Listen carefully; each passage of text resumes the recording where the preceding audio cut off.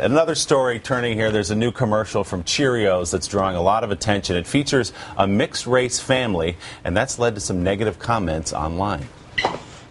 Mom. Yes, honey? Dad told me that Cheerios is good for your heart. Is that true? This commercial, with a white mom, biracial child, and an African-American dad, produced so many racist remarks last week. The online bigotry offended many Americans. Gross, outrageous stuff, and the kind of stuff that's really rooted in unfair stereotypes of black people, really. The maker of Cheerios, General Mills, found some of the reactions so offensive it disabled all YouTube comments about his commercial. The comments that were made, in our view, were not family friendly, and that was really the trigger for us, to pull them off. How could a commercial about a little girl who puts Cheerios on her daddy's chest incite hate? And while there may be a mixed-race president, on television over the years, interracial families rarely have been seen. Ultimately, we were trying to portray an American family. And there are lots of multicultural families in America today. General Mills says it will not pull the ad due to any controversy, and Megan, who ate Cheerios at a very young age, is grateful the company has taken a stand. I think this commercial is a really big step for interracial families. The commercial represents that we exist. And here to weigh in, Star Jones, an attorney and former prosecutor, and Donnie Deutsch, the chairman of Deutsch, Inc. Good morning to you both. Hey, kids. Good morning. Star, let me start with you. Should we be surprised by this reaction? If you look at a comment section on anything on the web, you're going to find ugliness and hatred. Those are some of the darkest places online. Are you surprised by the reaction to this ad? I'm not surprised at the reaction because, social media is the new kind of Ku Klux Klan white hood. It allows you to be anonymous and to say the kinds of things that you would never say to a person to their face. But a lot of this is generational also. People in my generation are still stuck in giving the side eye to an interracial couple. I think younger people have gotten used to seeing black and white and Latin and black and Latin and white.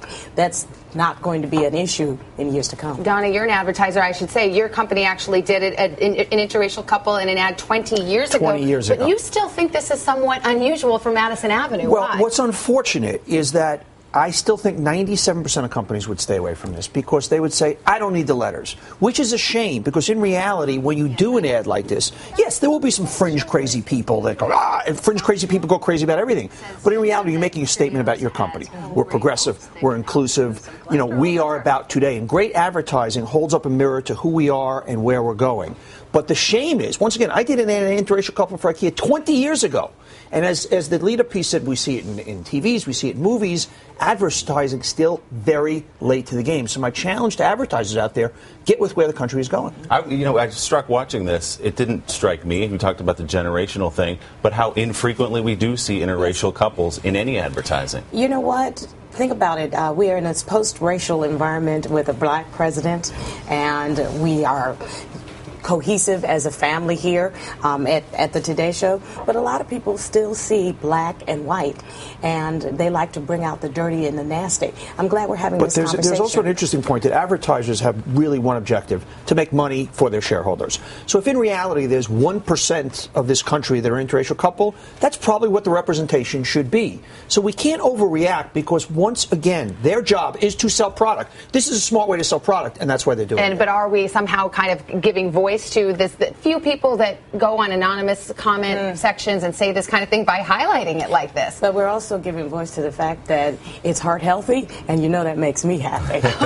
Star, okay, bring in our own agenda item there at the end. But Donnie, doesn't an advertiser have a responsibility to push the conversation forward? In other words, you're not held accountable to that 1%. Well, you're not held accountable, but your responsibility is to do what's right for your brand. And for Cheerios, this was right. There may be some brands, there may be some real mainstream. If I'm selling Quaker Oats, I'm probably not doing that. Doesn't mean I love this ad and I salute Cheerios, and get smart. More advertisers need to do it. Good conversation to have. Star and Donnie, thank you. Thanks, as guys. always.